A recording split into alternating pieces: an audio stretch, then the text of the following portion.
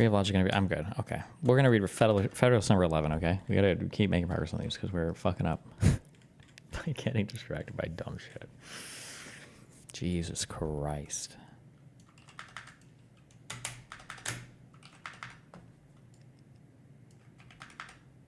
Do you have anything connected to your digital piano other than your audio interface? Yeah, your mom is plugged in. No.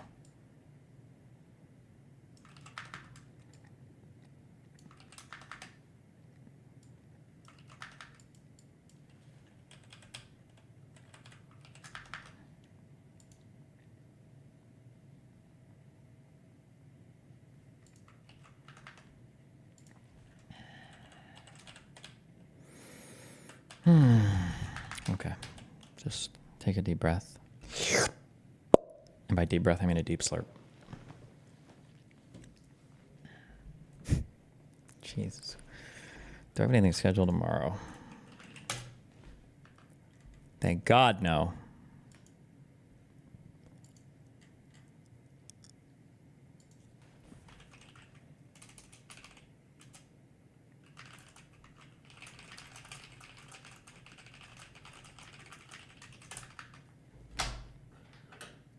Can we agree that John Jay was a bad writer? He was boring as fuck. Yeah, maybe. Compared to Madison, at least. Yeah, I don't know. But maybe, have we read, did Hamilton write a couple of these? Hamilton seems like cool. Wait, I shouldn't have said Madison. I'm so sorry. Hamilton was, I feel like he wrote better than John Jay.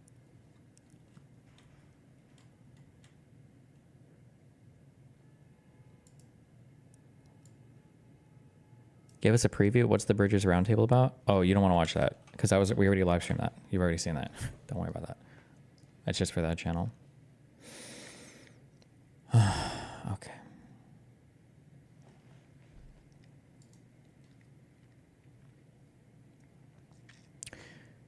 The importance of the Union in a commercial light is one of those points about which there is least room to entertain a difference of opinion, and which has, in fact, commanded the most general assent of men who have any acquaintance with the subject. This applies as well to our intercourse with foreign countries as with each other. Basically, anybody that knows shit knows that we have to have one federal government. There are appearances to authorize a supposition that the adventurous spirit, which distinguishes the commercial charter of America, has already excited uneasy sensations in several of the maritime powers of Europe. Other countries are basically worried that we're kind of looking like we might do some wild shit, like make 4 countries, which is cringe. It's not the roundtable, it's the podcast with Matt Brunig. Oh, maybe the Brunig one is what drops tonight then. It's just labeled wrong on the calendar. They seem to be, the other countries, apprehensive of our too great interference in that carrying trade,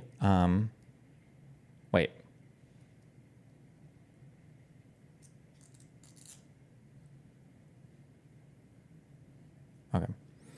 They seem to be apprehensive of our too great interference in that carrying trade, which is the support of their navigation, the foundation of their naval strength.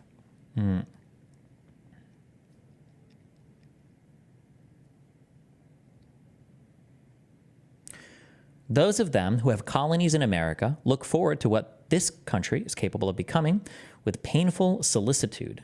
They foresee the dangers that may threaten their American dominions from the neighborhood of states which have all the dispositions and would possess all the means requisite to the creation of a powerful marine. Impressions of this kind will naturally indicate the policy of fostering divisions among us and of depriving us, as far as possible, of an active commerce in our own bottoms. This would answer the threefold purpose of preventing our interference in their navigation, of monopolizing the profits of our trade, and of clipping the wings by which we might soar to a dangerous greatness. Did not prudence forbid the detail, it would not be difficult to trace by facts the workings of this policy to the cabinets of ministers. One of the things in Federalist Papers 1 through 10 that these guys talk about is that if we become 4 separate countries, because some people are arguing for 3 or 4 confederations, or just like all the colonies being individual, the thing that would happen that you'd have to be really concerned about are other countries coming in and trying to get influence or favor with some of the confederacies to fight with the other ones. And that's basically leaning into that idea. If we continue united, we may counteract a policy so unfriendly to our prosperity in a variety of ways. By prohibitory regulations extending at the same time throughout the states, we may oblige foreign countries to bid against each other for the privileges of our markets. Unified market, financial integration, kind of like what the European Union did, but we did it first. This assertion will not appear chimerical to those who are able to appreciate the importance of the markets of 3 millions of people, increasing in rapid progression, for the most part exclusively addicted to agriculture, and likely from local circumstances to remain so, to any manufacturing nation, and the immense difference there would be on the trade to the trade and navigation of such a nation between a direct communication in its own ships and an indirect conveyance of its products and returns to and from America in the ships of another country. Suppose, for instance, that we had a government in America capable of excluding Great Britain, with whom we have at present no treaty of commerce, from all of our ports. What would be the probable operation of this step upon her politics? Would it not enable us to negotiate with the fairest prospect of success for commercial privileges of the most valuable and extensive kind in the dominions of that kingdom? When these questions have been asked upon other occasions, they have received a plausible but not a solid or satisfactory answer. It has been said that prohibitions on our part would produce no change in the system of Britain because she could prosecute her trade with us through the medium of the Dutch, who would be her immediate customers and paymasters for those articles which were wanted for the supply of our markets. But would not her navigation be materially injured by the loss of the important advantage of being her own carrier in that trade? Would not the principal part of its profits be intercepted by the Dutch as a compensation for their agency and risk? Would not the mere circumstance of freight occasion a considerable deduction? Would not circuitous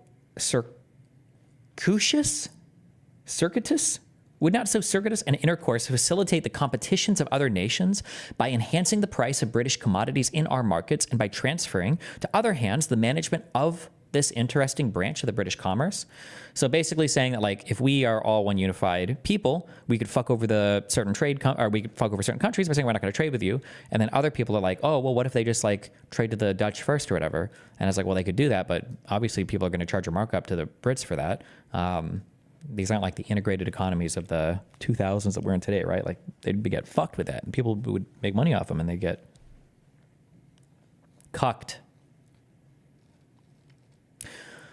A mature consideration of the objects suggested by these questions will justify a belief that the real disadvantages to Britain from such a state of things, conspiring with the prepossessions of a great part of the nation in favor of the American trade, and with the importunities of the West India Islands, would produce a relaxation in her present system, and would let us into the enjoyment of privileges in the markets of those islands elsewhere, from which our trade would derive the most substantial benefits.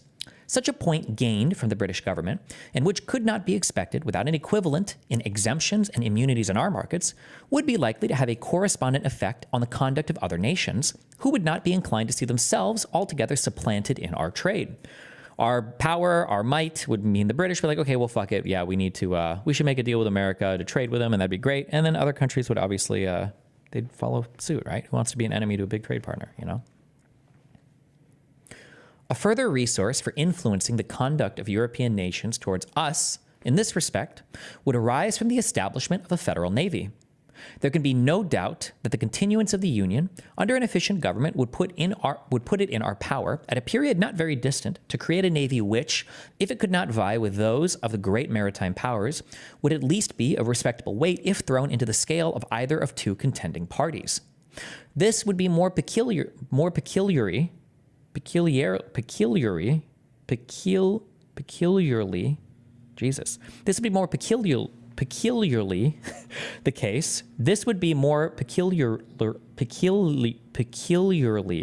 the case in relation to operations in the West Indies. Ugh. A few ships of the line, sent opportunely to the reinforcement of either side, would often be sufficient to decide the fate of a campaign, on the event of which interests of the greatest magnitude were suspended. Our position is, in this respect, a most commanding one.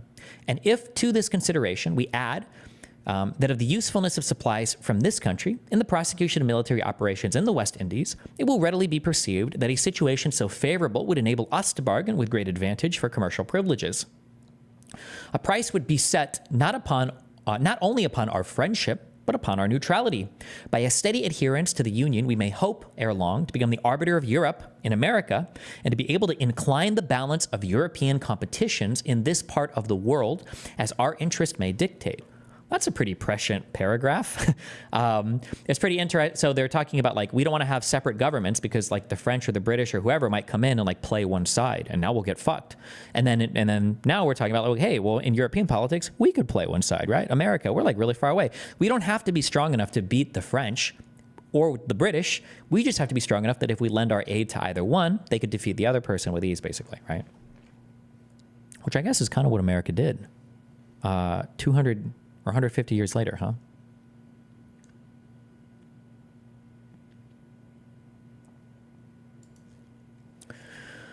But in the reverse of this eligible situation, we shall discover that the rival ships of the parts would make them checks upon each other and would frustrate all the tempting advantages which nature has kindly placed within our reach.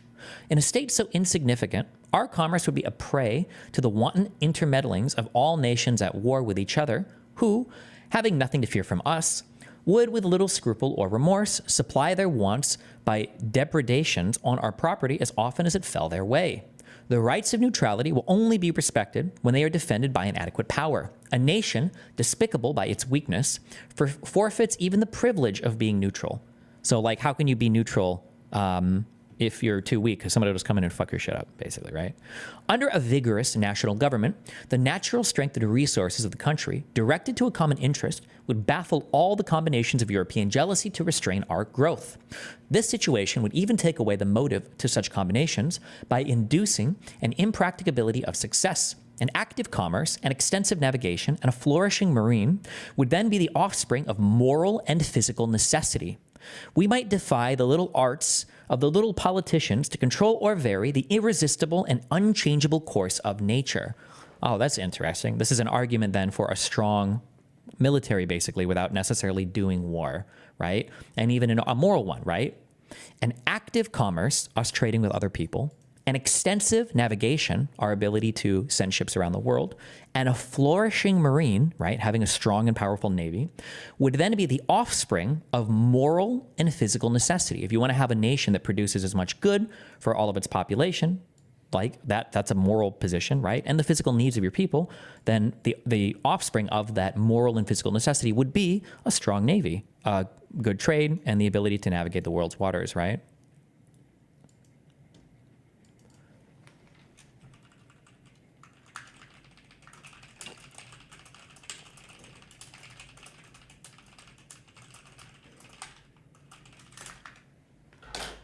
Okay, sorry.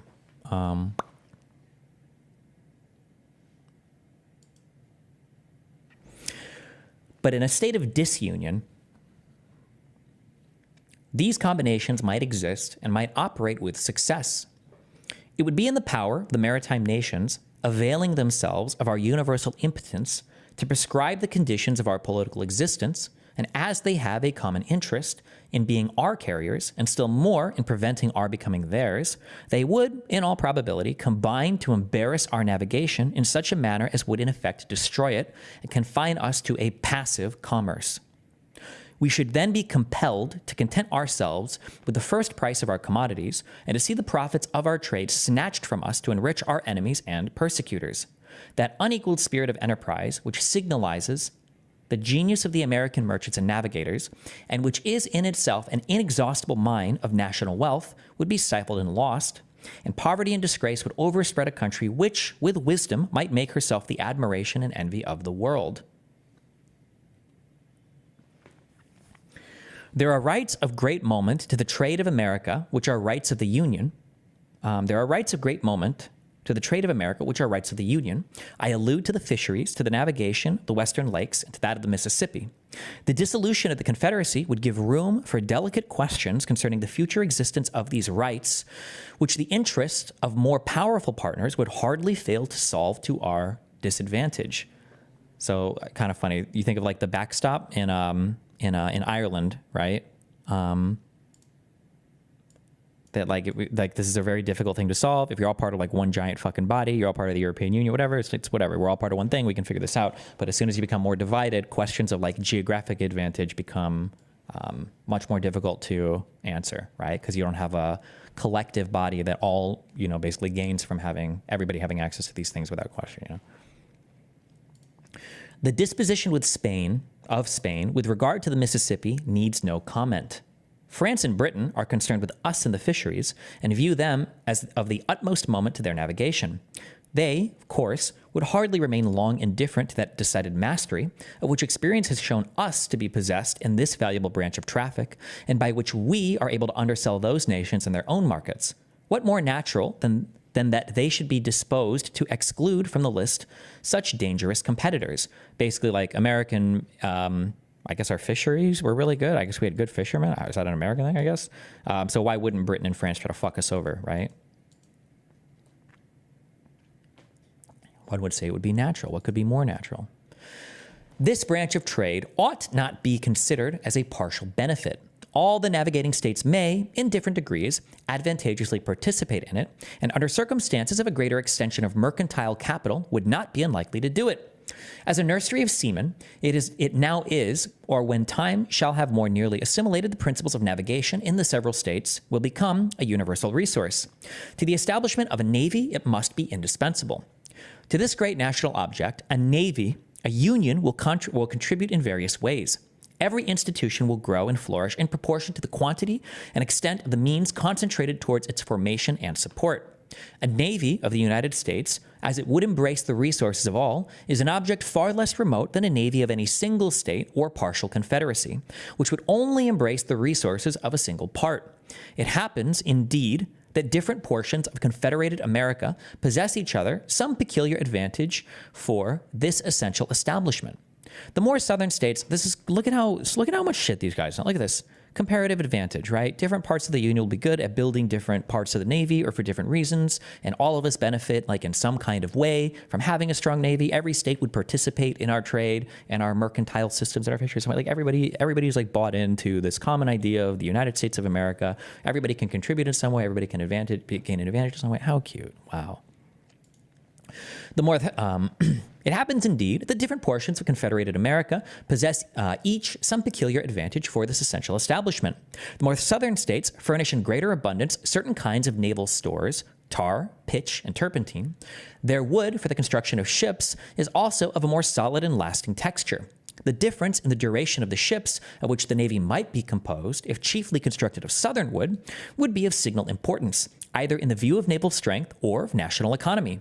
Some of the southern and of the middle states yield a greater plenty of iron and of better quality. Seamen must chiefly be drawn from the northern hive. The necessity of naval protection to external or maritime commerce does not require a particular elucidation, no more than the conduciveness of that species of commerce to the prosperity of a navy.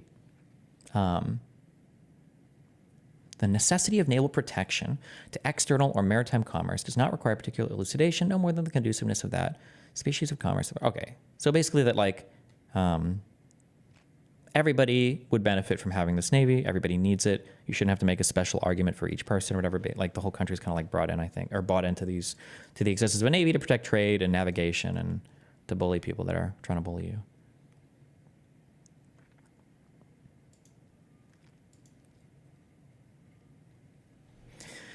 An unrestrained intercourse between the states themselves will advance the trade of each by an interchange of their respective productions, not only for the supply of reciprocal wants at home, but for exportation to foreign markets. The veins of commerce in every part will be replenished and will acquire additional motion and vigor from a free circulation of the commodities of every part. Commercial enterprise will have much greater scope from the diversity in the productions of different states. When the staple of one fails from a bad harvest or unproductive crop, it can call to its aid the staple of another. The variety, not less than the value, of products for exportation contributes to the activity of foreign commerce. It can be conducted upon much better terms with a large number of materials of a given value than with a small number of materials of the same value, arising from the competitions of trade and from the fluctuations of markets. Particular articles may be in great demand at certain periods and unsaleable to others or at others, but if there be a variety of articles, it can scarcely happen that they should all be at one time in the latter predicament, and on this account, the operations of the merchant would be less liable to any considerable obstruction or stagnation. Basically, greater volume means less volatility. You're doing more things. Look at this. They're trying to. One of the things that's interesting about like the two-tiered, like the federal versus the state government, I would say it's basically it's like a Hegelian dialectic, I would say, where the state governments are they represent the thesis, and the federal government is the antithesis. And through integration and synthesis, we produce something greater. The United States of America. Sorry, I'm done. The speculative trader will at once perceive the force of these observations and will acknowledge that the aggregate balance of the commerce of the United States would bid to be much more favorable than that of the 13 states without union or with partial unions. True. It may perhaps be replied to this, that whether the states are united or disunited, there would still be an intimate intercourse between them, which would answer the same ends. This intercourse would be fettered, interrupted, and narrowed by a multiplicity of causes, which in the course of these papers have been amply detailed. A unity of commercial as well as political interests can only result from a unity of government. There are other points of view in which the subject might be placed of a striking and animating kind, but they would lead us too far into the regions of futurity, and would involve topics not proper for a newspaper discussion. I shall briefly observe that our situation invites and our interests prompt us to aim at an ascendant in the system of American affairs. The world may politically as well as geographically be divided into 4 parts, each having a distinct set of interests. Unhappily for the other 3, Europe, by her arms and by her negotiations, by force and by fraud, has, in different degrees, extended her dominion over them all. Africa, Asia, and America have successfully felt her domination. The superiority that she has long maintained has tempted her to plume herself as the mistress of the world and to consider the rest of mankind as created for her benefit. You know what? I just realized something. When people talk about, especially leftists, when people talk about like colonialism and imperialism and all that shit, why the fuck does America get lumped in with you fuckers in Europe? That's kind of bullshit, isn't it? Like, Britain and France, you guys like colonized a whole metric fuck ton of people, and you did a lot of fucky shit in the Middle East, in Asia, in America, in Africa, and in America. Why are we included? When people talk about like Western colonialists, why does America have to get lumped in with you guys? Fuck you.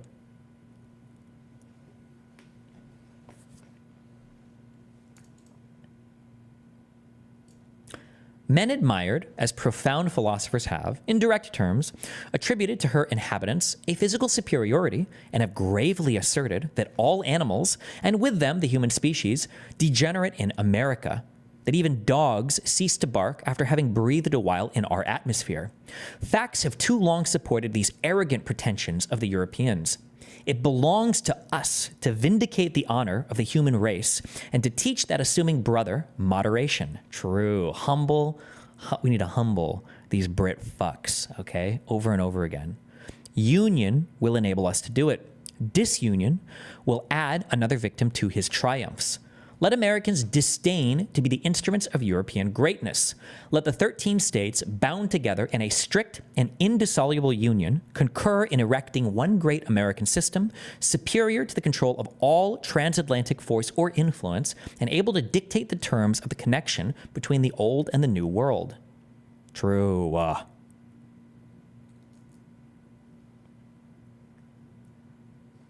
And based.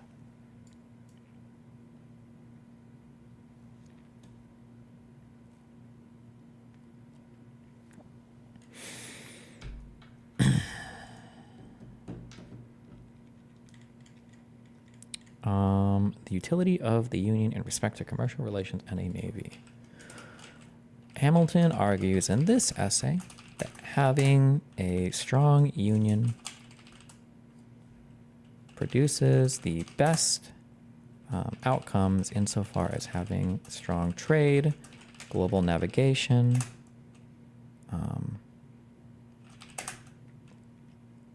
and leverage to maintain peace or neutrality with other nations.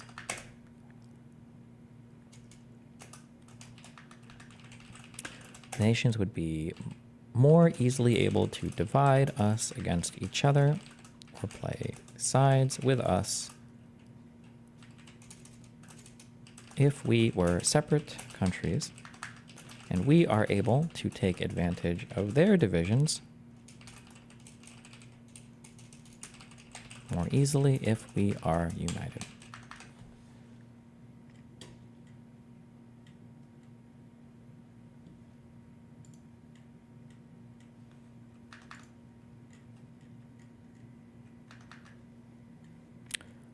Couldn't they do the same with parties instead? I think a lot of these guys didn't like political parties, right? Wasn't that like a thing?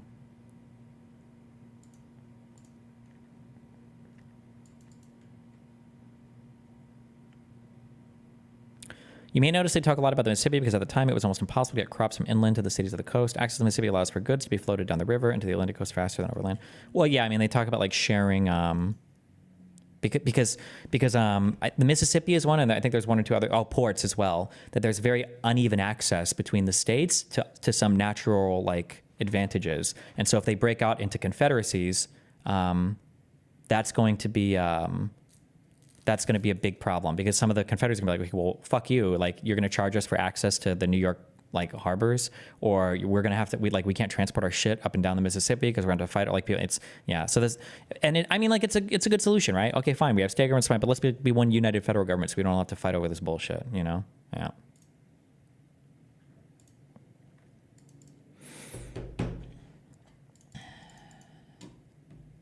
This is discussed in Federalist 10.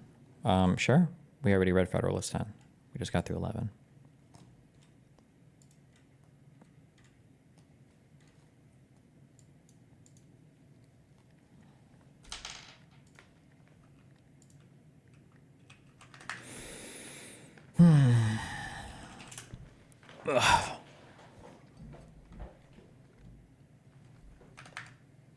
How good is your memory?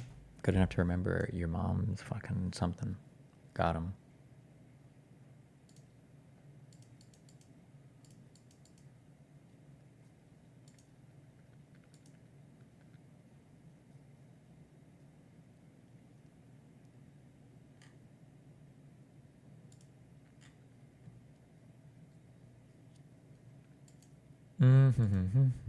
Okay. Well, I love you guys. I'll be back tomorrow at 1 p.m. sharp, like always. Stay safe. Ripperino, cappuccino, cappuccino, cappuccino, cappuccino, cappuccino, cappuccino, cappuccino, cappuccino. We'll catch you guys next. Sorry, Streamerino. I think my Matt Brunig thing goes live in like a minute, so I'll host that. He was a cool guy to talk to. Not like much fighting, but good luck.